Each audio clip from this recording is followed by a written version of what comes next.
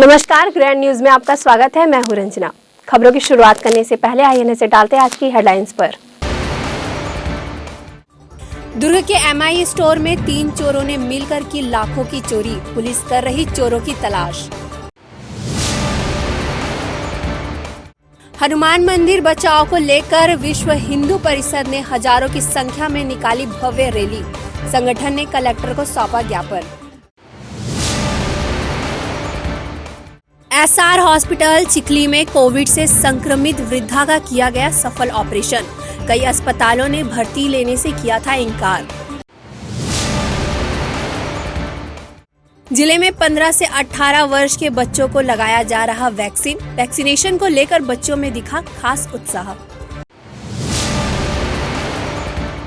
Grand news में अब खबरें विस्तार से। बीती रात दुर्ग के पोल सायपारा स्थित एमआई स्टोर में 3 चोरों ने मिलकर लाखों की चोरी की घटना को अंजाम दिया और फरार हो गए। दुर्ग पुलिस चोरों की पत्तासाजी सरगर्मी से कर रही है। शहर में रोजाना हो रही चोरियों को देखकर अब ऐसा लगता है कि चोरों के मन से पुलिस का खौफ खत्म हो गया है। तभी चोरों के हौसले दिन ब दिन बुलंद होते जा रहे हैं, जैसा कि दुर्ग में बीती रात देखने को मिला, जहां चोरों ने बेधड़क चोरी की घटना को अंजाम दिया। घटना सोमवार रात की है, जब दुकानदार रोजाना की तरह अपनी दुकान को बंद करके घर गया, लेकिन सुबह जब वह दुकान पहुंचा तो उसके होश उड़ गए। दुकान का शटर कटा हुआ था और दुकान से मोबाइल के एसेसरीज गायब थे, जिनकी कीमत लाखों रुपए बताई जा रही है। फिलहाल मौके पर कोतवाली थाना प्रभारी व सीएसपी जितेंद्र यादव भी मौजूद हुए। आपको बता दें कि इस मामले में अब तक एफआईआर दर्ज नहीं की गई है।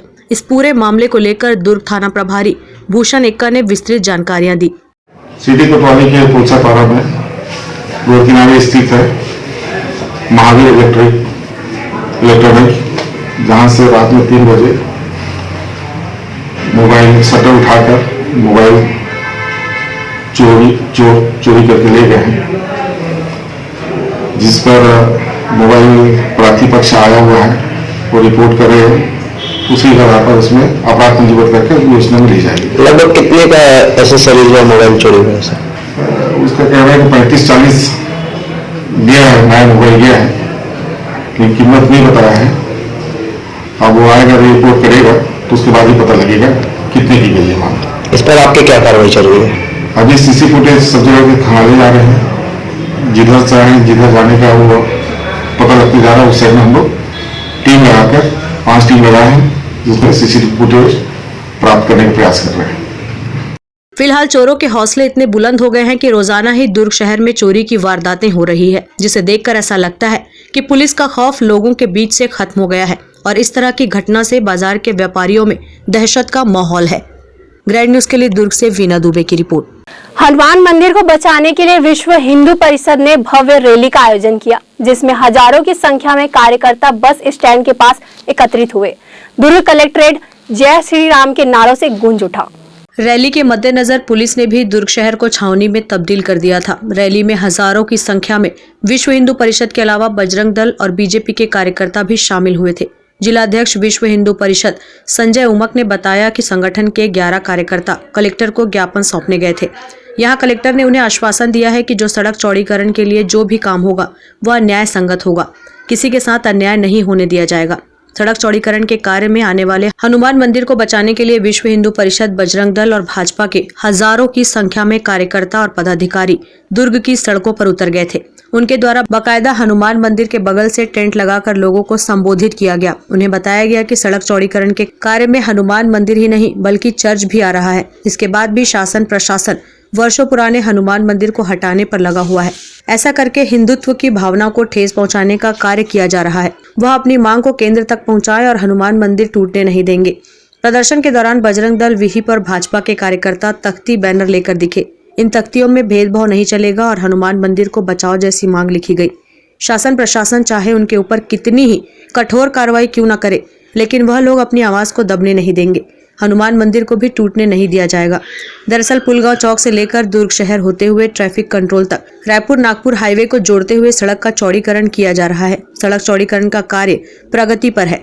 रूट डाइवर्ट करके निर्माण कार्य पिछले 6 महीनों से चल रहा है। मंदिर दुर्ग बस स्टैंड के पास सड़क किनारे स्थित है।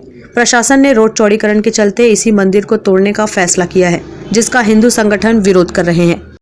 दुर्ग में बस स्टैंड के सामने जो हनुमान जी का मंदिर है उस मंदिर को तोड़ने का आदेश हुआ है। हिंदू समाज इस पक्ष में बिल्कुल नहीं कि किसी विकास को रोका जाए, लेकिन हिंदू समाज पक्षपात नहीं चाहता। सामने अगर रोड के दूसरी तरफ किसी और का धर्मस्थल है उसको नहीं छुएंगे और रोड हमारे तरफ बढ़ाकर हमारे धर्मस्थल को छुएंगे तो ये हम बर्दाश्त नहीं करेंगे। विकास होना चाहिए, जरूर होना चाहिए, लेकिन पक्षपात ना हो। कलेक्टर महोदय से मिले हम लोग, कलेक्टर महोदय के जरिए हम लोगों ने राज्यपाल के लिए ज्ञापन सौंपा। कलेक्टर महोदय ने बहुत अच्छा समय देकर हम लोगों की बातें सुनी और उन्होंने आश्वासन दिया है कि पक्षपात तो नहीं होगा। और उन्होंने जिस तरह से आश्वासन दिया उस तरह से हम लोग भी आश्वस्त हैं कि पक्षपात नहीं होगा। दुर्ग जिले का देश का विकास हो, इसमें सभी हिंदू समाज एक साथ। अगला स्टेप कलेक्टर महोदय ने हमसे कहा है कि जब भी ऐसी कोई प्रक्रिया होगी आप लोगों को शामिल किया जाएगा, आपको बताया जाएगा कि पक्षपात नहीं हो रहा है, तो हम लोग उसमें सहमत। ग्रेड न्यूज के लिए अतुल शर्मा के साथ निखिल कुमार पाठक की रिपोर्ट। दुर्ग शहर में सड़क निर्माण कार्य में हो रहे भेदभाव में रोक लगाकर संपूर्ण सड़क का एक समान चौड़ीकरण करने की मांग को लेकर हिंदू परिषद बजरंग दल और बीजेपी पदाधिकारियों के द्वारा जिला कलेक्टर के नाम ज्ञापन सौंपा गया। सोमवार को जिला मुख्यालय में विश्व हिंदू परिषद बजरंग दल और बीजेपी पदाधिकारियों के द्वारा उग्र प्रदर्शन किया गया और प्रशासन से मांग की गई है कि शहर में चल रहे सड़क निर्माण के कार्य में एकरूपता लाते हुए समान दृष्टि से कार्य किया जाए। दरअसल केंद्र सरकार द्वारा प्रदान किए गए 67 करोड़ की राशि से छत्तीसगढ़ सरकार द्वारा दुर्ग शहर के प्रमुख मार्गों को नेहरू नगर चौक से पुलगांव चौक तक चौड़ीकरण एवं सौंदर्यीकरण कार्य करने का निर्णय लिया गया है। उक्त मार्ग पर सनातन धर्म के कई प्राचीन मंदिर स्थापित हैं, जिसमें प्रमुख रूप से मालवीय नगर दुर्ग नया बस स्टैंड के सामने और गंज मंडी के सामने हनुमान जी के प्राचीन मंदिर स्थापित हैं, जिन्हें जिला प्रशासन द्वारा हटाए जाने का आदेश जारी कर दिया गया है, जिसे लेकर विश्व हिंदू परिषद बजरंग दल व बीजेपी के कार्यकर्ता व पदाधिकारी काफी आक्रोशित हैं। वो मंदिर हटाए जाने के विरोध में सोमवार को तीनों दलों के द्वारा जिला कलेक्टर के नाम रैली निकालकर ज्ञापन सौंपा गया और प्रशासन से मांग की गई है सड़क चौड़ीकरण में समानता दिखाते हुए सभी धर्मों के मान सम्मान का ध्यान रखा जाए। उक्त विषय को लेकर बीजेपी मीडिया प्रभारी के.एस. चौहान, किसान मोर्चा अध्यक्ष विनायक ताम्रकार व बीजेपी महामंत्री दिनेश देवांगन ने कुछ इस तरह की जानकारियां दी। शहर के विकास को जवाब देने के लिए और उससे कहीं ज्यादा हम सब लोग हमारी धार्मिक यहाँ पर एकत्रित हुए हैं। प्रश्न बना हुआ है ये जो सड़क की हमारा यह विरोध शांतिपूर्वक होगा। कांग्रेस शासित प्रकार की शांति नहीं चाहते दिख रहा है। एक आज का यह प्राचीन हनुमान मंदिर है, ये हमारे प्रशासन आराध्य है और इस लाइन में आपको हमारी बात समझ में आ जाती है। बहुत पुराने मंदिर है तो बहुत साल बाद हनुमान मंदिर जिला प्रशासन को हटा दिया गया और तीनों हनुमान विभाग की तैयारी चल रही है। लेकिन दूसरे तरफ यहाँ पर जो एक समुदाय विशेष का चर्च है बल्कि उनके बाहर सड़क को सकरा करके नाली बना दिया गया। इस प्रकार से भेदभावपूर्ण कार्य हो रहे हैं और ये किसके इशारे पर हो रहे सब जानते हैं। विधायक ने वोट बैंक की राजनीति के चक्कर में पूरी विकास कार्य को एक तरफ से भेदभावपूर्ण से काम करा रहे हैं और इस विषय को लेकर आज हमारी समाज सड़क पर उतरी है उसको आघात किया जाएगा, चेतावनी देते हैं। यदि विकास कार्य में भेदभाव नहीं किया और हमारी धार्मिक आस्था किया जब तक आप शांति से हमारी बात को आगे और लड़ाई लड़ेंगे। समाज में ऐसे चलता है, तुष्टिकरण से नहीं चाहिए। हमारे साथ आप अगर बंधुओं के साथ रोड के इस साइड 45 फीट आप छोड़ रहे हैं और उस साइड उसके बाद में होगा 20 फीट छोड़ रहे हैं तो ये न्याय नहीं होगा। और सिर्फ इस हम सवाल यहाँ विरोध प्रदर्शन के लिए बहुत ही ये गलत है। भावनाओं को व्यक्त करते हुए हम ये नहीं चाहते यहाँ से विकास में बाधा पड़े। हम ये नहीं चाहते, हम ये चाहते हैं कि जो न्याय है न्यायपूर्वक कार्रवाई हो सकती है वो हम करें। हिंदू का ये धर्म है वो न्यायपूर्वक ही स्थापना करवाए पूरे समाज में निवास करने वाले समस्त लोग हमारे भाई बंधु हैं। आज यहाँ पे हनुमान मंदिर जी को हटाने के लिए जो ये कार्यक्रम छत्तीसगढ़ सरकार की कांग्रेस की सरकार कर रही है, एक तरफ हमारे मंदिर को हटाने के लिए कर रही है, दूसरी तरफ 30 फीट और इधर 40 फीट, ये अन्याय है। हिंदू धर्म सर्वधर्म समभाव की बात करती है। एक तरफ जहाँ यूएई में मंदिर का निर्माण हो रहा है, राम मंदिर का, भव्य राम मंदिर का निर्माण हो रहा है, यहाँ आज बजरंगबली के मंदिर को हटाने का प्रयास किया जा रहा है। हम विकास में बाधा नहीं उत्पन्न करना चाहते, हम चाहते हैं कि मंदिर पीछे खिसक जाए, लेकिन जो बगल में मस्जिद भी है उसको भी यथास्थिति 40 फीट में ही रोड को बनाया जाए ताकि जनता को किसी भी प्रकार की तकलीफ न हो। फिलहाल प्रदर्शन के दौरान रैली निकालते हुए तीनों दलों ने हाथों में भगवा लेकर जय जय श्री राम के नारे लगाते हुए जिला कलेक्ट्रेट पहुंचे और उग्र प्रदर्शन करते हुए प्रशासन से मांग की कि सड़क चौड़ीकरण में समानता लाते हुए इस दौरान पुलिस के अधिकारी व कर्मचारी बड़ी संख्या में मौजूद रहे। ग्रैंड न्यूज के लिए दुर्ग से प्रशांत सिंह राजपूत के साथ वीना दुबे की report. SR hospital and research centre में साजा क्षेत्र की एक कोविड संक्रमित 78 वर्षीय वृद्धा की जांघ की हड्डी टूट गई थी, जिसका एसआर हॉस्पिटल ने सफलतापूर्वक ऑपरेशन किया और हॉस्पिटल में अच्छी देखरेख से वृद्धा शीघ्र ही स्वस्थ हो रही है। एसआर हॉस्पिटल चिखली ने एक बार फिर मानवता की मिसाल पेश की। अपने जन्म काल से ही इस संस्था ने आसपास के ग्राम्य क्षेत्रों में स्वास्थ्य शिविर आयोजित कर आम लोगों के स्वस्थ करने के दायित्वों का निर्वाह करती चली आ रही है। साजा क्षेत्र की जीतिया चंद्राकर 78 वर्षीय वृद्धा का 19 जनवरी को जांघ की हड्डी टूट गई थी। उसे इलाज के लिए कई चिकित्सालयों में उनके परिजन लेकर गए, पर कोविड संक्रमित होने की वजह से उसे उपचार नहीं मिल रहा था। एसआर हॉस्पिटल में उसे लाया गया। यहाँ पर वृद्धा को सैनिटाइज करके पीपी किट के साथ कोविड सेक्शन में रखकर उपचार करते हुए सफल ऑपरेशन अस्थि रोग विशेषज्ञ डॉक्टर दीपक सिन्हा व इनेस्थीसिया डिपार्टमेंट के डॉक्टर पवन देशमुख ने किया। वृद्धा का कोरोना का उपचार अब तक जारी है। हॉस्पिटल के डायरेक्टर संजय तिवारी ने ग्रैंड न्यूज से बताया कि वृद्धा का इलाज आयुष्मान कार्ड से किया गया है। मैं आप सबको ये बताना चाहूँगा कि एक शेजिया बाई चंद्राकर 78 वर्षीय महिला हमारे हॉस्पिटल में एडमिट हुई थी, जिनकी जांघ की हड्डी टूट गई थी वो घर में गिरने के कारण। इसके इलाज के लिए वो कई अस्पताल में गई, वहाँ पर कोविड पॉजिटिव होने के कारण उनको वहाँ पे इलाज नहीं किया गया। पर चूँकि एसआर अस्पताल पहले से ही प्रतिबद्ध है सभी प्रकार के कोविड नॉन कोविड मरीजों के इलाज के प्रति, तो जब हमारे यहाँ पे मरीज़ आई तो हमारे सामने कुछ चैलेंजेस थे। एक तो कोविड पॉजिटिव थी, उम्र उनकी ज़्यादा थी, बीपी की भी शिकायत थी, ऑक्सीजन का लेवल उनका कम ज़्यादा हो रहा था। पर इन सारे मुश्किलों के बावजूद हमारी टीम ने बेहतर काम किया है। उनका ऑपरेशन यहाँ पे हुआ है। शासन द्वारा दिए गए दिशा निर्देशों का पालन करते हुए हमने उनकी अलग व्यवस्था की ऑपरेशन में। पीपी किट, सैनिटेशन सब सारा मेंटेन करते हुए उनका ऑपरेशन यहाँ हुआ है। और जो टीम उनकी सेवा में लगी हुई थी आज वो भी स्वस्थ है। मरीज़ की भी हालत अभी स्टेबल है और कुछ ही दिनों में उनको डिस्चार्ज होने वाला है। तो मैं आपसे यही अपील करूंगा कि कहीं भी अगर यदि आप कोविड पॉजिटिव पाए जाते हैं और कहीं पे आपको इलाज में कोई आनाकानी होती है तो आप बेधड़क हमारे अस्पताल में आ सकते हैं। यहाँ पे आपका स्वागत है। आपकी सेवा के लिए हम सदैव तत्पर हैं। शेजिया बाई चंद्राकर 78 साल की उम्र की एक महिला हैं जो 19 तारीख को घर पे गिरने के कारण उनके जांघ की हड्डी टूट गई थी। मरीज किसी अस्पताल में गई और उनका RT-PCR जो था कोविड के लिए वो पॉजिटिव आ गया, तो उस अस्पताल ने मरीज को लेने से मना कर दिया। फिर मरीज और 2-4 अस्पताल में गई। चूँकि उनकी जनरल कंडीशन अच्छी नहीं थी, उनका ऑक्सीजन लेवल फ्लक्चुएट हो रहा था, कोविड पॉजिटिव वो तो थी ही, ब्लड प्रेशर की शिकायत है और उम्र भी ज़्यादा 78 साल, तो इस कारण से शायद कोई हॉस्पिटल उनको नहीं ले रहा था। मरीज हमारे पास में आई तो हमने उनको ऑपरेट किया। कोविड के टाइम पे उनको रिस्क बेनिफिट रेशियो देखते हुए स्टेबलाइज करके उसको ऑपरेट किया and she is doing fine. वो अभी ठीक हैं। तो कोई भी ऐसे मरीज़ जो कोविड पॉजिटिव है जिनको ऑपरेशन की आवश्यकता है तो हम लोग काम कर रहे हैं उसके लिए। आप हमारे यहाँ आइए एसआर हॉस्पिटल में, तो will take care of that.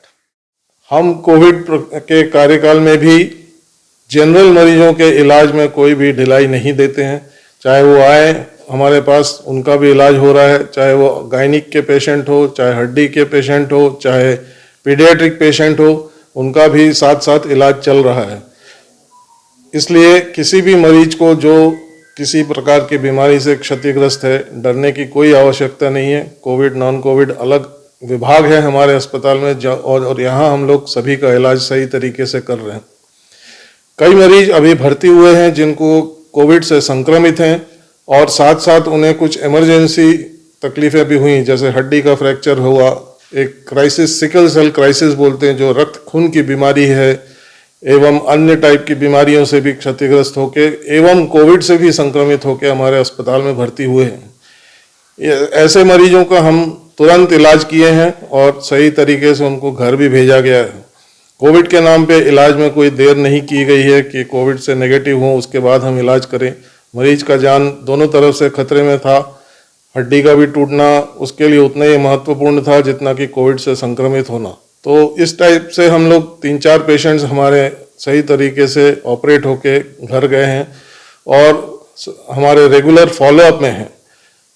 तो पूरे प्रदेश को यह हम संदेश देना चाहते हैं कि हमारे अस्पताल में सारी सुविधाएं उपलब्ध हैं। कोविड के नाम पे कोई जनरल पेशेंट को डरने की कोई आवश्यकता नहीं है। वो आए, हमारे इलाज का लाभ उठाएं एवं कोविड से भी अगर कोई संक्रमित है उनके लिए अलग पृथक व्यवस्था की गई है। उनके लिए बिस्तर रिजर्व किए गए हैं जिसमें वेंटिलेटर की सुविधाएं एवं ऑक्सीजन की पूरी सुविधाएं हैं। तो मेरा ये निवेदन है कि इस चीज़ को सुनते हुए जो भी मरीज को हमारे अस्पताल की ज़रूरत पड़ती है अवश्य आए। धन्यवाद। ग्रैंड न्यूज के लिए अतुल शर्मा के साथ निखिल कुमार पाठक की रिपोर्ट। नगर पालिक निगम भिलाई के MIC मेंबर स्वास्थ्य प्रभारी लक्ष्मीपति राजू का जन्मदिन उनके समर्थकों ने भव्यतापूर्ण ढंग से मनाया। सुबह से ही जनप्रतिनिधियों और वार्डवासियों ने बधाई और शुभकामनाओं का संदेश दिया। सभी वर्ग के लोगों के बीच समान रूप से लोकप्रिय पार्षद व 3 बार से लगातार MIC मेंबर रह रहे लक्ष्मीपति राजू का जन्मदिन रविवार को उनके समर्थकों, प्रशंसकों व वार्डवासियों ने मनाया। इस दौरान जहां स्वास्थ्य शिविर का आयोजन किया गया था, वहीं स्वास्थ्य प्रभारी राजू के समर्थकों ने रक्तदान कर लक्ष्मीपति राजू को लड्डुओं से तौला गया। जनप्रतिनिधियों में विधायक देवेंद्र यादव, महापौर नीरज पाल, प्रदेश कांग्रेस कमेटी के महासचिव धर्मेंद्र यादव सहित अन्य प्रमुख लोगों की शुभकामनाओं का संदेश उन्हें प्राप्त होता रहा। लक्ष्मीपति राजू भी सुबह देवालय में जाकर पूजा अर्चना कर नगर के विकास व शांति के लिए प्रार्थना की। लक्ष्मीपति राजू जी पार्षद हैं जो कि प्लस स्वास्थ्य डिपार्टमेंट से देख रहे हैं। उन्हीं के जन्मदिन के उपलक्ष्य में रक्तदान शिविर लगाया गया है। एक छोटा सा फाउंडेशन है लिटिल स्माइल करके, उसके तहत चल रहे हैं डोनेशन। प्लस अभी तक 15 से 20 डोनेशन हो भी चुका है और लगातार कंटिन्यू चल ही रहा है। शाम 5 बजे तक है। जो भी न्यूज़ देख रहे हैं प्लीज़ आइए, डोनेट कीजिए। आपका एक ब्लड डोनेशन किसी का ज़िंदगी बचाता है, आपका एक रन किसी का ज़िंदगी का वंश बचाता है। मेरे वार्डवासी, मेरे क्षेत्र के संपूर्ण भिलाई के लोगों, मेरे माता पिता, बड़े बहनों एवं और भी मेरे दोस्तों द्वारा आज मेरे जन्मदिन के उपलक्ष्य में बहुत ही प्यार, बहुत ही सहयोग मिल रहा है। आप भी देख रहे हैं लगातार ब्लड डोनेशन कैंप लगाया हुआ है। अभी लगभग 50 के करीब लोग दे दिए हैं, 100 लोग और देंगे। उसके अलावा बहुत सारे कार्यक्रम का आयोजन किया गया है। हार्ट केयर सेंटर का भी मेरे साथियों द्वारा चेकअप का कैंप लगाया गया है और बहुत से अन्य कार्यक्रमों का आयोजन किया गया है। इस कारण मैं अपने समाज क्षेत्र के लोग, मेरे सब साथी, मेरी टीम के लोगों को बहुत बहुत धन्यवाद देता हूं जिन्होंने मुझे इतना प्यार और इतना सहयोग किया। मैं हमेशा इनके साथ हूं और साथ रहूंगा। मैं भिलाई को स्वच्छ और सुंदर बनाना चाहता हूं। मेरा एक ही संकल्प है, सब स्वस्थ रहें और सुस्त रहें, यही मेरा संकल्प है और सभी कोरोना कार्यकाल में सुरक्षित रहें। ग्रैंड न्यूज के लिए प्रशांत सिंह राजपूत के साथ निखिल कुमार पाठक की रिपोर्ट। जिले में कोरोना संक्रमण से बचने के लिए 15 से 18 वर्ष के बच्चों को वैक्सीन की दूसरी डोज लगाई गई। पिछले 2.5 सालों से कोरोना संक्रमण काल बनकर पूरे देश के ऊपर छाया हुआ है, जिसका असर छत्तीसगढ़ में भी देखने को मिल रहा है। लेकिन केंद्र सरकार और राज्य सरकार की पहल से वैक्सीनेशन का कार्य तेज गति से किया जा रहा है और अब 15 से 20 वर्ष तक के समस्त स्कूली बच्चों को भी कोरोना वैक्सीन की प्रथम और द्वितीय डोज लगाई जा रही है। इसी के तहत दुर्ग के दिल्ली पब्लिक स्कूल जुनवानी में भी कोरोना वैक्सीन की दूसरी डोज बच्चों को लगाई गई, जिसे लगवाने बच्चे उत्साह पूर्वक पहुंचे।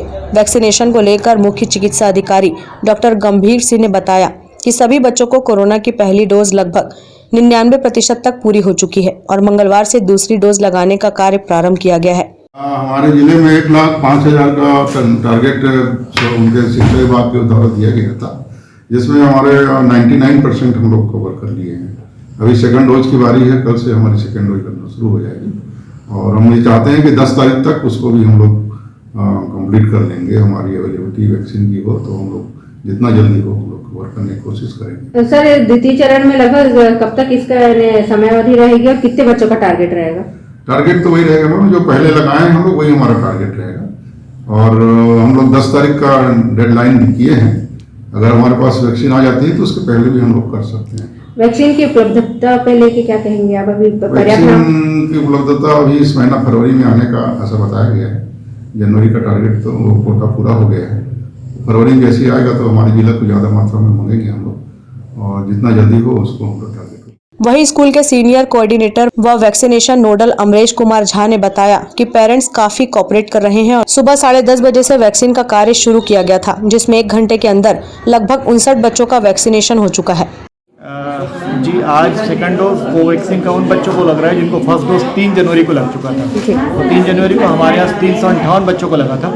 आज सेकंड डोज के लिए वो बच्चे उन लोगों की एलिजिबिलिटी जो थर्ड को लगा था, आज 10:30 बजे हमारे यहाँ शुरू हुआ और अभी 1 घंटे में 59 बच्चों को अब तक के लग चुका है सक्सेसफुली। ये हमारे बच्चे क्लास 8 कक्षा 8 से लेकर 12वीं तक के हमने अलग अलग स्लॉट में बांट दिया है। अभी पहले 2 घंटे में 8th 9th आएगा, उसके बाद में 10th 11th, फिर उसके बाद में 11th 12th के बच्चे तरफ से बच्चों को पूरा मैसेज किया हुआ है कि ये वैक्सीन लगाना सभी के हित में है। वैक्सीन लगा के ही सुरक्षित हो सकते हैं। और चूंकि अभी ऑनलाइन क्लासेस चल रहे हैं तो हमारे व्हाट्सएप ग्रुप बने हुए हैं, उनके थ्रू हमने पेरेंट्स को मैसेज दिया और पेरेंट्स काफ़ी कोऑपरेटिव है। करीब हमारे यहाँ 85% से ज़्यादा बच्चों ने स्कूल में लगवाया है, बाकी लोगों ने प्राइवेटली लगवाया। फिलहाल वैक्सीन लगवाने को लेकर बच्चों और पेरेंट्स में काफी उत्साह देखने को मिल रहा है और बच्चे स्वस्फूर्त ही स्कूल में पहुंचकर वैक्सीन की दोनों डोज लगवाकर अपने आप को कोरोना वायरस जैसे संक्रमण से सुरक्षित कर रहे हैं। ग्रैंड न्यूज के लिए दुर्ग से वीना दुबे की रिपोर्ट। रिसाली नगर पालिक निगम के द्वारा आशीष नगर दुर्गा मंच में कोवैक्सीन के बूस्टर डोज शिविर का आयोजन लगातार किया जा रहा है, जहां काफी संख्या में लोग कोवैक्सीन लगवाने आ रहे हैं। निगम क्षेत्र में कोवैक्सीन निरंतर विभिन्न क्षेत्रों में पिछले 3 माह से लगाया जा रहा है, वहीं बूस्टर डोज भी दिया जा रहा है। टीकाकरण कर रही पुन्नी साहू ने ग्रैंड न्यूज से चर्चा करते हुए कहा कि प्रत्येक दिवस 50 से 60 क्षेत्रवासी इससे लाभान्वित हो रहे हैं। उन्होंने कहा कि किशोर व छात्रों को स्कूलों में ही कोवैक्सीन लगाया जा रहा है। 10 दिसंबर बूस्टर यहाँ पे तो 50-60 हमको लग ही जाते हैं। हाँ, उसमें बच्चों का भी है, इसमें बहुत सारे बच्चे ऐसे हैं जो स्कूलों में लगा चुके हैं, तो कुछ बच्चे ऐसे जो नहीं लगा पाए हैं वो यहाँ आकर लगा लेते हैं। ग्रैंड न्यूज के लिए प्रशांत सिंह राजपूत के साथ निखिल पाठक की रिपोर्ट। अपनी 5 सूत्रीय मांगों को लेकर भारतीय जनता पार्टी किसान मोर्चा के पदाधिकारियों ने जिला कलेक्टर के नाम सोमवार को ज्ञापन सौंपा। 5 सूत्रीय मांगों को लेकर भारतीय जनता पार्टी किसान मोर्चा के कार्यकर्ता व पदाधिकारी सोमवार को जिला कलेक्टर के समक्ष मौजूद हुए और ज्ञापन के माध्यम से अपनी बातें कलेक्टर तक रखी। इनकी प्रमुख मांगों में धान खरीदी की तिथि 15 फरवरी तक बढ़ाई जाए, रबी फसल के लिए खाद की उपलब्धता सुनिश्चित करे और ओलावृष्टि एवं बारिश से हुए नुकसान की क्षतिपूर्ति तत्काल प्रदान किए जाने जैसी अन्य कई मांगे थी, जिसे पूरा करने की मांग की गई। व 3 दिन के अंदर सभी मांगों को पूरा करने के लिए राज्य सरकार को निर्देशित करने का निवेदन किया गया। इस विषय को लेकर किसान मोर्चा के सदस्य KS चौहान व किसान मोर्चा के अध्यक्ष विनायक ताम्रकार ने कुछ इस तरह की जानकारियां दी।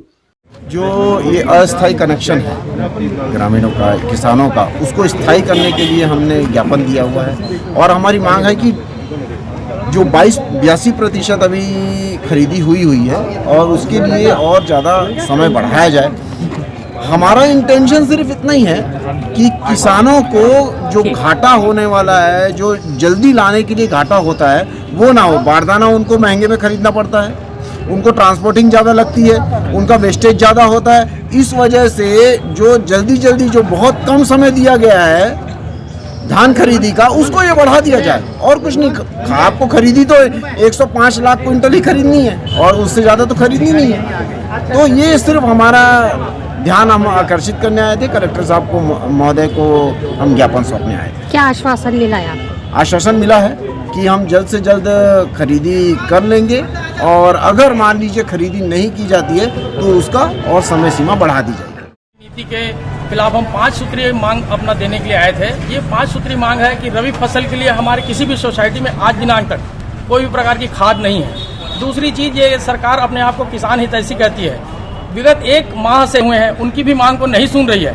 आज हम जिले की ओर से ये अस्थायी विद्युत कनेक्शन जो आज तक स्थायी नहीं हुई है, उसको हम स्थायी करने के लिए मांग के लिए हम 5 सूत्री मांग देने के लिए आए थे। एक खाद की कमी, दूसरा अस्थायी विद्युत कनेक्शन, तीसरा समय सीमा धान खरीदी की बढ़ाने के लिए। तो हमारी जो मांग है वो आज दिनांक तक ये सरकार सुन नहीं रही है। इस गूंगी बहरी सरकार को हम जगाने के लिए आज ये ज्ञापन देने आए हैं और नहीं होता है तो हम आंदोलन और धरना प्रदर्शन का रोड अख्तियार करेंगे। अभी आप कलेक्टर महोदय जी के पास आए तो क्या आश्वासन मिला आपको? कलेक्टर महोदय ने तत्काल CSEB के चीफ को फोन करके उन्होंने पूछा कि अस्थायी विद्युत कनेक्शन की स्थिति क्या है और दूसरी चीज हमने कहा है कि आज पटवारियों के द्वारा गिरदावरी रिपोर्ट प्रस्तुत नहीं की गई है। राजस्व विभाग में आप टीएल मीटिंग से यह संपर्क करके पूछ सकते हैं कि कितने पटवारियों ने ये गिरदावरी रिपोर्ट प्रस्तुत की है, क्योंकि आरबीसी 6(4) के तहत हमको मुआवजा आज दिनांक तक घोषणा नहीं हुई है। हम संदिग्ध है कि ये मुआवजा हमको मिलेगा या नहीं मिलेगा किसानों को, क्योंकि अल्प वर्षा जो हुई है, अतिवृष्टि जो हुई है, ओलावृष्टि हुई है, उसमें पूरे किसानों की फसल जो रबी फसल है वो नुकसान हो गई है। ग्रैंड न्यूज के लिए दुर्ग से प्रशांत सिंह राजपूत के साथ वीना दुबे की रिपोर्ट। स्वच्छता सर्वेक्षण 2022 के टास्कों को पूरा करने के लिए रिसाली नगर पालिक निगम आयुक्त आशीष कुमार देवांगन ने बैठक ली और कहा कि इस बार स्वच्छता में हमें 3rd स्टार रैंकिंग की जगह 5 स्टार रैंक तक पहुंचना होगा। आयुक्त ने विभागवार जिम्मेदारी दी। उन्होंने स्पष्ट निर्देश दिए कि किसी भी सूरत में स्वच्छता को लेकर कोताही बरतना बर्दाश्त नहीं किया जाएगा। बैठक में कार्यपालन अभियंता सुशील बाबर, सहायक अभियंता आर.के. जैन, सब इंजीनियर अखिलेश गुप्ता, हिमांशु कावड़े, डिगेश्वरी चंद्राकर, उमयंती ठाकुर, गोपाल सिन्हा, स्वास्थ्य विभाग प्रभारी जगन्नाथ कुशवाहा, स्वच्छता निरीक्षक ब्रिजेंद्र परिहार, राजस्व विभाग के संजय वर्मा शामिल थे। बैठक में आयुक्त ने कहा कि वे शिकायतों का त्वरित निराकरण करें। पार्षद या सब इंजीनियर के टास्क को हर हाल में उसी दिन पूरा करें। टास्क पूरा होने पर जन स्वास्थ्य अधिकारी को रिपोर्टिंग करें। उन्होंने सुपरवाइजरों को आगाह करते हुए कहा कि गंदगी फैलाने या फिर कचरा खुले स्थान पर, खासकर सड़क किनारे गोबर फेंकने वालों के साथ सख्ती से निपटे। अधिकारियों से कहा गया कि जुर्माने के साथ गंदगी फैलाने वालों का नाम सार्वजनिक करें। शुष्क दिवस पर मांस बेचने वालों से 4,500 रुपए जुर्माना वसूला गया। जन स्वास्थ्य विभाग की टीम सूचना मिलते ही मौके पर पहुंची और दुकान संचालक से जुर्माना वसूला। इसके बाद दुकान बंद कराई गई। निगम अधिकारियों ने रविवार को बाजार क्षेत्र में प्रतिबंधित पॉलीथीन रखने वालों से भी जुर्माना वसूल कर सख्त चेतावनी दी। हाल ही में चुनाव हुए हैं, नए पार्षद चुन के आए हैं 40 वार्डों में। पहले से जो पूर्व से जो कार्य चल रहे थे, कुछ के टेंडर हो चुके थे, जिनको प्रारंभ करना बाकी था उन्हें प्रारंभ करवाया जा रहा है। बीच में भिलाई नगर निगम से पृथक होने के पश्चात ये 1.5-2 साल का जो गैप रहा, इस बीच में करीब 100 करोड़ के कार्य आदरणीय ताम्रध्वज साहू जी, मंत्री छत्तीसगढ़ शासन जी के द्वारा यहाँ स्वीकृत कराए गए थे। वो सभी कार्य, कुछ कार्य पूरे हो चुके हैं, कुछ चल रहे हैं, कुछ टेंडर प्रक्रिया में हैं, जिनको हम लोगों ने अधिकारियों को निर्देशित किया है कि तेजी से किया जाए। मीटिंग लिए थे यहाँ 5 स्टार रेटिंग प्राप्त करने हेतु पूरी टीम को, स्वच्छता की जो टीम है, स्वच्छता विभाग जो है, सभी को टारगेट दिए गए हैं और हमें उम्मीद है कि हमारे अधिकारी, कर्मचारी और क्षेत्र की जनता के सहयोग से हम 5 स्टार रेटिंग हासिल कर पाएंगे। तो बहुत कुछ जानकारी नहीं मिल पाई है उस बारे में, अभी न्यूज़पेपर के माध्यम से जो थोड़ा बहुत जानकारी हुई है। सर, हमें नॉलेज नहीं था कि कल 30 जनवरी था, गांधी का मृत्यु का, तो हमें इसके बारे में इतना मालूम नहीं था। हम लोग दुकान खोल लिए थे, तो कल हमारे नगर निगम का छापा भी पड़ा, तो हम उसका भुगतान कर दिए। हमारा 2,000 रुपये फाइन कटा है सबका, यहाँ से वहाँ तक। पर्ची मिली आपको? रसीद मिली है। अच्छा। तुरंत दुकान बंद करके हम लोग घर चल दिए। ग्रैंड न्यूज के लिए प्रशांत सिंह राजपूत के साथ निखिल कुमार पाठक की रिपोर्ट। वक्त हो चला एक छोटी सी ब्रेक का। बने रहिए ग्रैंड न्यूज के साथ।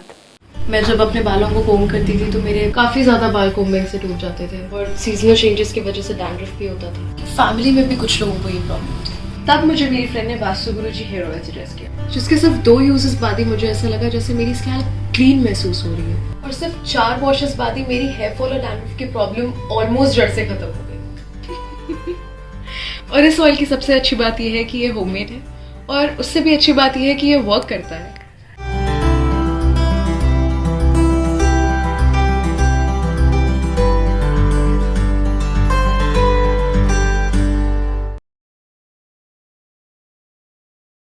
सेलिब्रेशन सफारी बारनावा पारा वाइल्ड लाइफ सेंचुरी में स्थित खूबसूरत cottage and rooms, Bastar art से सुसज्जित शानदार कॉटेज, सर्व सुविधा युक्त रूम्स, बाथटब युक्त बाथरूम, स्विमिंग पूल, बच्चों के खेलने के लिए पार्क, खान पान की व्यवस्था, प्रोफेशनल सर्विस, सेंचुरी घुमाने के लिए वाहन की व्यवस्था। सेलिब्रेशन सफारी बारनावा पारा। For booking and more details contact 9425507202।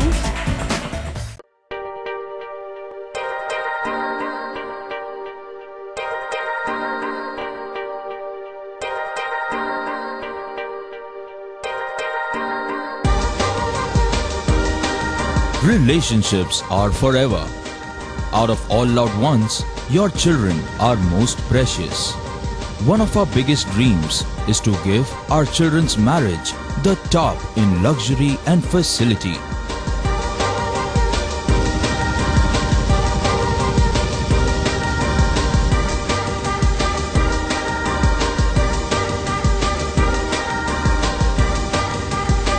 In today's busy life, you cannot afford to take time out for everything to be perfect for your marriage. And you cannot compromise on quality of service for your guests.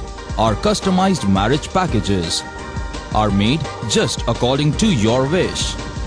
This presentation will acquaint you with the different luxury packed marriage packages available. This package has an elaborate menu with 60 mouth-watering items. Bharat Swagat including welcome drink, snacks and sweets. A breathtakingly decorated welcome gate and the arena decorated with flowers. To give you the best colors in view, we organize special light effects for all areas. We take care of decorating the groom's car to its best attire and exclusive DJ beats for extreme fun and valet parking to make your guests feel like an emperor. Our exclusive add-ons give you unlimited freedom to customize your ceremony to its best.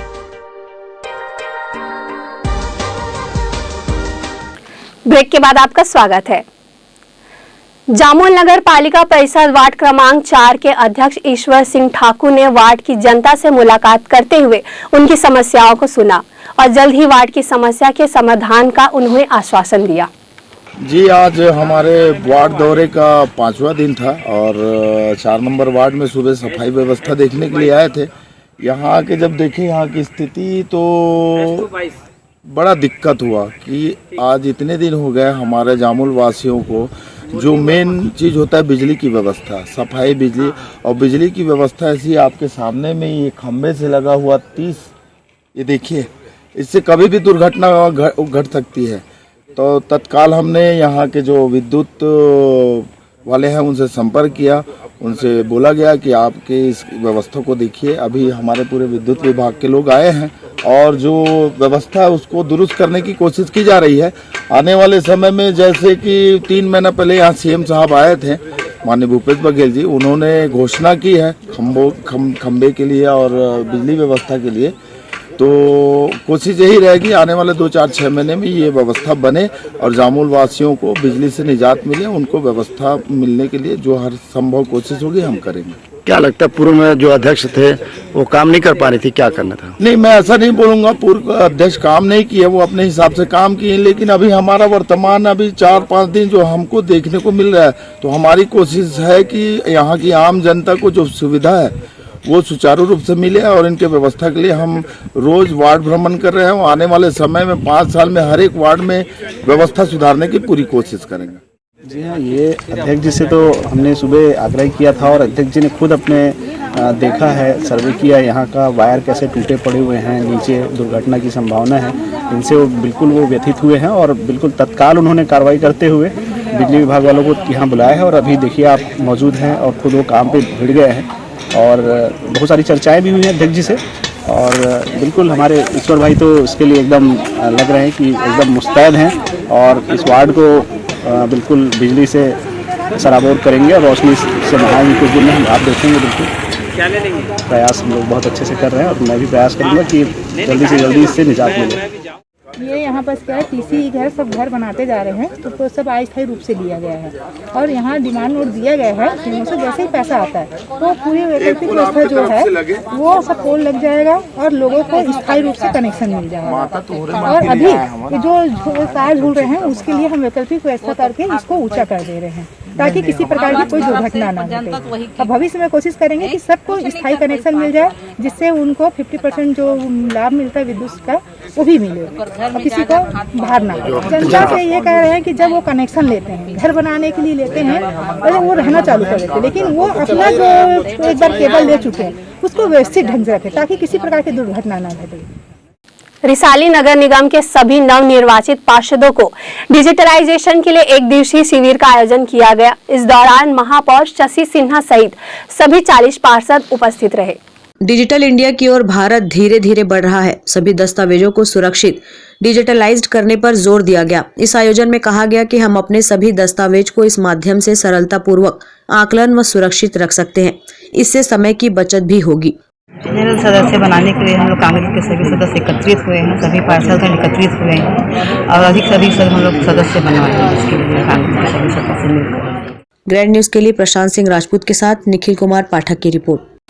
हर साल की तरह इस साल भी पिछले दिनों हजरत बाबा ताजुद्दीन औलिया रहमतुल्लाह अलैह की भिलाई स्थित आस्थान पे बाबा के यौम पैदाशी 160वां जन्मदिन मनाया गया।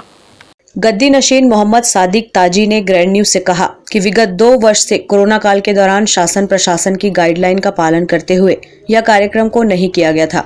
इस वर्ष थोड़ी राहत मिलने से इसका आयोजन किया गया। कार्यक्रम में बाबा ताज का जन्मदिन मनाते हुए केक काटा गया। साथ ही अकीदतमंदों एवं जायरीनों में केक का वितरण किया गया। इस मुबारक मौके पर सिमगा की अलीमा शाहाना नूरी बरकाती की तकरीर हुई। आयोजन में महिलाओं ने बढ़ चढ़कर हिस्सा लिया। कैंप 1 भिलाई में स्थित बाबा ताज के आस्थाने पर भीड़ उमड़ पड़ी। इस दौरान बाबा ताज से सभी ने दुआएं करके यह मुरादें मांगी कि वैश्विक महामारी से जल्द पूरे विश्व को निजात मिले।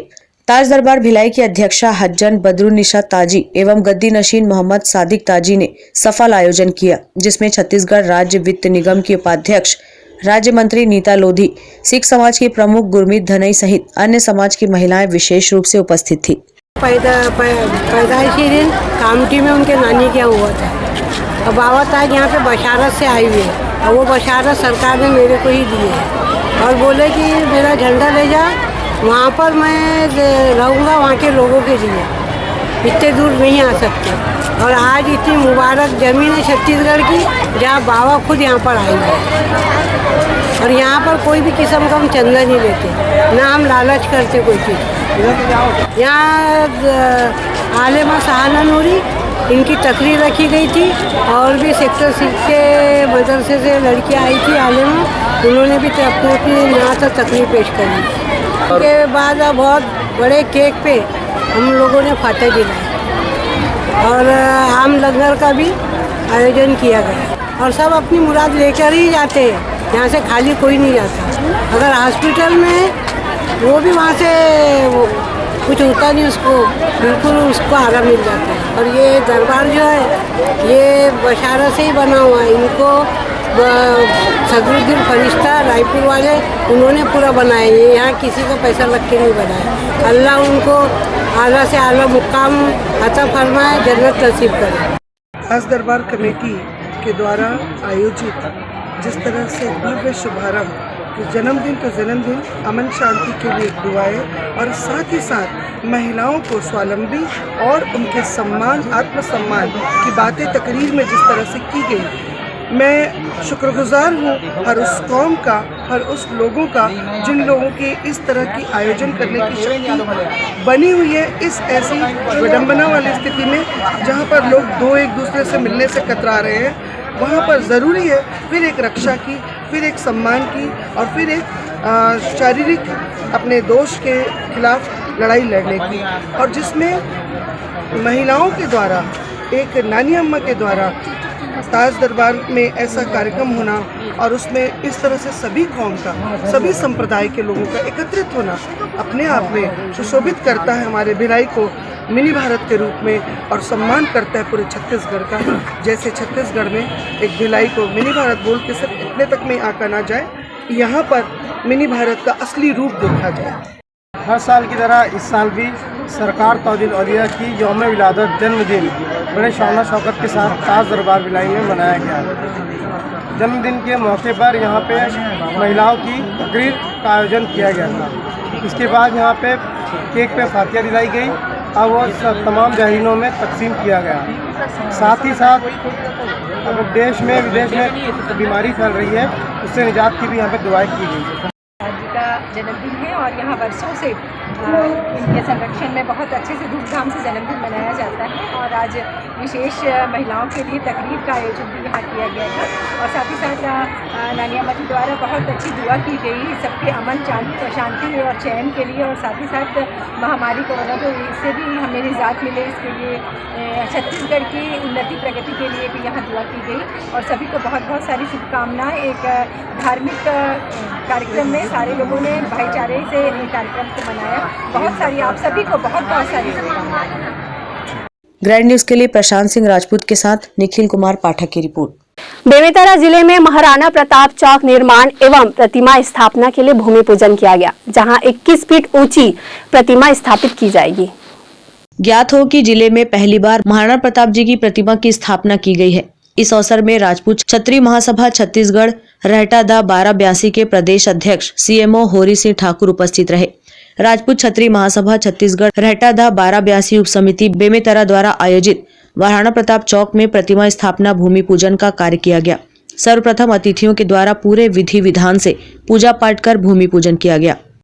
बेमेतरा शहर में चौक चौराहों का सौंदर्यीकरण का काम तेजी से चल रहा है। लगभग सभी चौक चौराहों में समाज प्रमुखों के महापुरुषों की प्रतिमा की स्थापना का कार्य जारी है। इसी दरमियान बेमेतरा के मुख्य मार्ग में इंडिया के पास 21 फीट ऊंची महाराणा प्रताप जी की प्रतिमा की स्थापना होनी है। आज राजपूत समाज के द्वारा उसका भूमि पूजन का कार्यक्रम रखा गया है। मैं नगर पालिका अध्यक्ष जी समेत मुख्य नगर पालिका अधिकारी होरी सिंह ठाकुर समेत सभी पार्षदगण को और सभी शहर की जनता को अपनी ओर से बहुत बहुत बधाई देता हूँ और शुभकामनाएं। आज बेमेतरा के कोबिया चौक में महाराणा प्रताप जी की प्रतिमा स्थापना पूजन कार्यक्रम रखा गया था। इसमें हमारे क्षेत्र के माननीय विधायक जी, हमारे नगर पालिका के अध्यक्ष, पार्षदगण, हमारे समाज के बहुत सारे लोग यहाँ पर उपस्थित हुए थे। इस चौक में प्रतिमा स्थापना के लिए शासन में 15 लाख की स्वीकृति प्राप्त हुई है। निविदा की कार्यवाही पूर्ण कर ली गई, 60 का आदेश जारी हो गया। आज भूमि पूजन हो जाने के पश्चात स्थापना कार्य शीघ्र हो जाएगा। 12 फीट की मूर्ति बन रही है, वहाँ जहाँ पे 21 फीट बनना है, क्या कहिए? क्योंकि इसमें शासन से जो राशि मिली है उसके हिसाब से 12 फीट की मूर्ति लगना है। लेकिन हम सब ने समाज वालों ने निश्चय किया कि छत्तीसगढ़ में 18 फीट की सबसे बड़ी रायपुर में है। हम चाहते हैं कि बेमेतरा में उससे भी बड़ा मूर्ति लगाया जाए, जिसमें हमने समाज के लोगों से आपस में राशि एकत्रित करके उस 12 फीट की मूर्ति को 25 फीट की मूर्ति लगाने के लिए निश्चय किया। Bureau report, grand news. Rajnandgaon जिले के किसान संघ ने केंद्र सरकार पर विश्वासघात का आरोप लगाते हुए विश्वासघात दिवस मनाया और विरोध मार्च करते हुए केंद्र सरकार पर वादा खिलाफी करने की बात कही। संयुक्त किसान मोर्चा दिल्ली के आह्वान पर राजनांदगांव जिला किसान संघ ने भी यहां विश्वासघात दिवस मनाया। किसानों ने राजनांदगांव शहर के कृषि उपज मंडी से पैदल विरोध मार्च करते हुए जयस्तंभ चौक पहुंचकर केंद्र की नरेंद्र मोदी सरकार के खिलाफ वादा खिलाफी का आरोप लगाया है। राजनांदगांव जिला किसान संघ के संयोजक सुदेश टीकम ने कहा कि केंद्र की नरेंद्र मोदी सरकार ने किसान आंदोलन को खत्म करने के दौरान न्यूनतम समर्थन मूल्य गारंटी कानून बनाने के लिए समिति गठित करने, आंदोलन में मृत किसानों के परिजनों को मुआवजा और सरकारी नौकरी देने की मांग पर सहमति जताई थी, लेकिन अब तक किसानों की मांगों को पूरा नहीं किया गया है। उन्होंने कहा कि केंद्र की सरकार ने किसानों के साथ वादा खिलाफी किया है, जिसके विरोध में आज विश्वासघात दिवस मनाया जा रहा है। देखिए, हम सभी जानते हैं कि 3 कृषि कानूनों की वापसी के बाद केंद्र की सरकार ने संयुक्त किसान मोर्चा दिल्ली को लिखित आश्वासन दिया था। उसके बाद ही ऐतिहासिक आंदोलन स्थगित किया गया, लेकिन आज तक के उन आश्वासनों पे कोई कार्यवाही नहीं करके ये किसानों के आंदोलन के साथ विश्वासघात किया गया है। ऐसे में संयुक्त किसान मोर्चा ने आह्वान किया था कि आज यानी 31 जनवरी को पूरे देश भर में विश्वासघात दिवस मनाया जाए। इसी आलोक में राजनांदगांव में जिला किसान संघ और मजदूर संगठनों के तत्वावधान में विरोध मार्च का आयोजन कृषि उपज मंडी से जयस्तंभ चौक तक के हमने किया है। इन्होंने जो वादा खिलाफी की है, इन्होंने कहा था कि समर्थन मूल्य गारंटी कानून बने, इसके लिए एक समिति गठित की जाएगी जिसमें किसान भी शामिल होंगे। उसके साथ साथ आंदोलन के दौरान जो किसानों पर झूठे मुकदमे हुए हैं वो वापस लिए जाएंगे और जो शहीद हुए हैं किसान, उनके परिजनों को मुआवजा और नौकरी की बात थी। लेकिन इन मांगों पे इन्होंने अभी तक के रत्ती भर भी कार्यवाही नहीं की है। है, इससे केंद्र सरकार की मंशा झलकती है। ऐसे में हम कहना चाहते हैं कि पूरे देश के किसान अभी भी एक हैं और केंद्र सरकार को हम आगाह करते हैं कि वो अपनी वादा खिलाफी से बाज आए, नहीं तो और भी बड़ा आंदोलन उनको झेलना पड़ेगा। राजनांदगांव शहर के कृषि उपज मंडी से केंद्र सरकार के खिलाफ विरोध मार्च निकालकर बड़ी संख्या में किसान पैदल जयस्तंभ चौक तक पहुंचे। इस दौरान हाथों में बैनर पोस्टर लेकर किसानों ने केंद्र सरकार पर वादा खिलाफी का आरोप लगाते हुए जमकर नारेबाजी की और किसानों की मांगे नहीं पूरा होने पर आगे और उग्र आंदोलन किए जाने की चेतावनी भी दी। Bureau report, grand news. साजा धमधा विधानसभा क्षेत्र के नगर पंचायत धमधा में स्वास्थ्य विभाग द्वारा कुष्ठ निवारण शिविर का आयोजन किया गया। राष्ट्रपिता महात्मा गांधी जी की पुण्यतिथि के अवसर पर डॉक्टर भीमराव अंबेडकर सर्व मांगलिक भवन में मूर्ति अनावरण कार्यक्रम में बतौर मुख्य अतिथि शिरकत किए। छत्तीसगढ़ शासन के कैबिनेट एवं कृषि मंत्री रविंद्र चौबे जहां पर राष्ट्रपिता महात्मा गांधी जी की मूर्ति का अनावरण किया, उसके पश्चात सभा को संबोधित करते हुए उनके द्वारा किए गए कार्यों को याद किया। वहीं जरूरतमंद हितग्राहियों को स्वेच्छानुदान राशि का चेक भी वितरण किया। ये देश के कोई भी पीढ़ी के कोई भी सदस्य हो, मन में रोमांच पैदा हो जाए। आखिर पतला दुबला काया, हाथ में छोटे से लाठी, खुला बदन, और ये देश की आजादी के लिए अंग्रेज के साथ कौन तरीका से लोहार गई। गांधी जो भी आंदोलन करी, बापू देश में जो भी रास्ता बताई, सबसे पहली प्रयोग को खुद में करते। Bureau report, grand news. Rajnandgaon जिले भारतीय जनता पार्टी किसान मोर्चा के द्वारा प्रदेश में धान खरीदी की तिथि को बढ़ाने सहित किसानों के विभिन्न मुद्दों को लेकर अपर कलेक्टर को मुख्यमंत्री के नाम ज्ञापन सौंपा गया। बीते दिनों असमय हुई बारिश में किसानों की फसल नुकसान, धान खरीदी की तारीख बढ़ाने सहित विभिन्न मुद्दों को लेकर राजनांदगांव जिला भारतीय जनता पार्टी किसान मोर्चा के द्वारा आज कलेक्ट्रेट कार्यालय पहुंचकर अपर कलेक्टर CL मार्कंडे को मुख्यमंत्री भूपेश बघेल के नाम किसानों के हित को लेकर एक ज्ञापन सौंपा गया। इस दौरान जिला भाजपा के अध्यक्ष मधुसूदन यादव ने कहा कि सभी पंजीकृत किसानों के धान खरीदी के लिए धान खरीदी की समय अवधि बढ़ाई जाए। वहीं किसानों के बकाया धान के बोनस और असमय बारिश में फसल नुकसान की मुआवजा राशि तत्काल देने की मांग को लेकर मुख्यमंत्री के नाम ज्ञापन सौंपा गया है।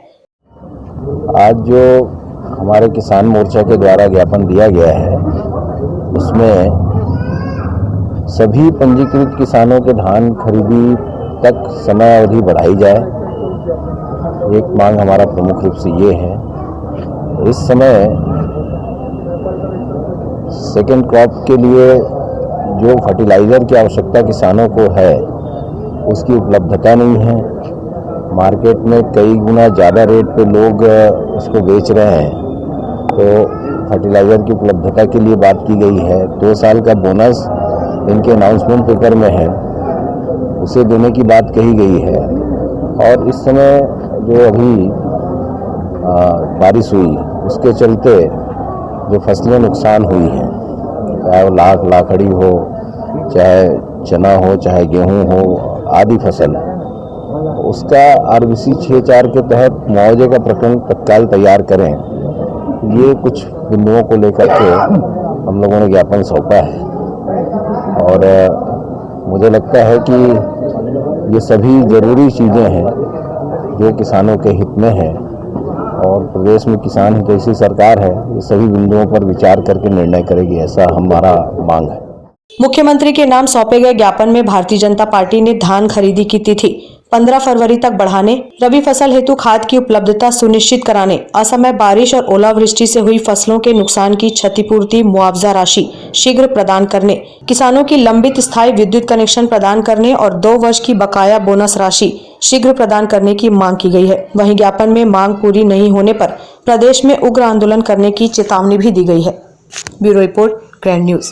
ग्रैंड न्यूज की बुलेटिन में फिलहाल इतना ही। मुझे दीजिए इजाजत। नमस्कार।